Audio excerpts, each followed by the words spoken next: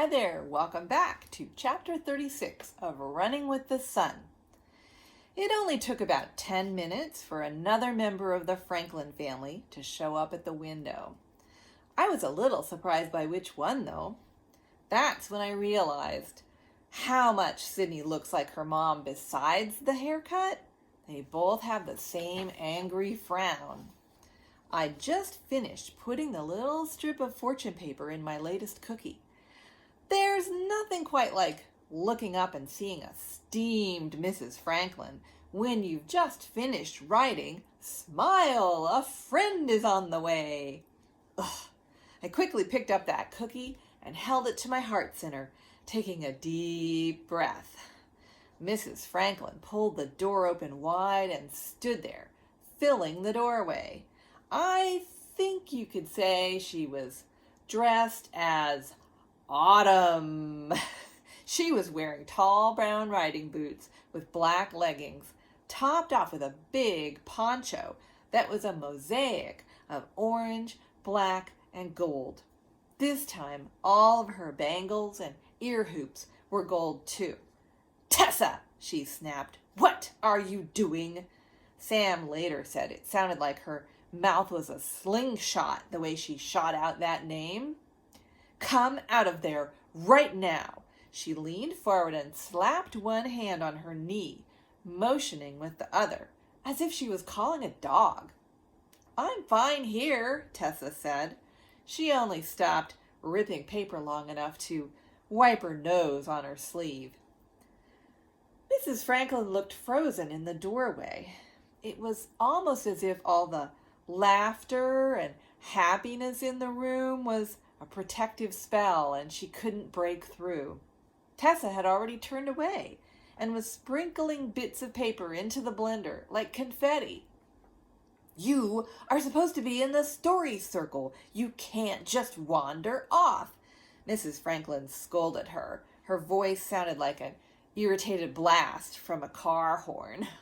Her bracelets clanged as she adjusted her poncho and smoothed her hair. I held my breath, wondering when she might pounce. "I like this better," Tessa declared. The room grew quiet. We all waited to see what would happen next. "We can keep an eye on her," the art teacher said, and Bill and Aunt Yuki nodded. But suddenly, the spell was broken. Mrs. Franklin swooped across the room toward Tessa, her poncho flying out behind her.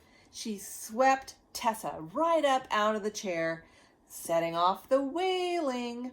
"Wait," cried Tessa, "my seed paper!" But her mother whooshed her out of the room. As the door closed hard behind them, I heard her say, "I told you to stay away from those people." Everybody tried to go back to what they were doing, and the blenders started up again. But it was hard to concentrate. That's when my fortune cookie prediction came true, though. Molly came in carrying Trent. "What just happened?" "I had to stay with Trent in the story circle. Otherwise, I would have been here sooner," Molly said. "I noticed Tessa slipping out earlier, and then I heard her shouting on her way out of the building just now." "I think Tessa secretly wants to be a defender of dirt," Sam suggested. I agreed. I even had a little glimmer of hope that Mrs. Lawhorn and Tessa might become our allies.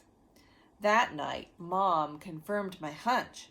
At the library committee meeting that evening, Mrs. Lawhorn had told the group to take extra care to be sure all the race and parade permits were in perfect order. "Ah," Dad said, "a tip-off." "Definition, please," Sam said. "That's when someone passes you a clue, a warning, or secret information so you can do something about it." "That's what I thought too," Mom said. She told us there were rumors that opponents of the Smart Flower might try to work against the event. They might use any little technicality possible. "Opponents? Who and why?" Sam blurted out. "It has to be the Franklins," I said.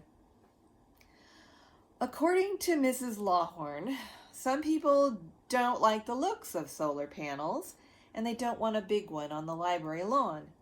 "But the smart flower is beautiful," Sam exclaimed. "I wish everyone agreed with you, Sam, but they don't," Dad said.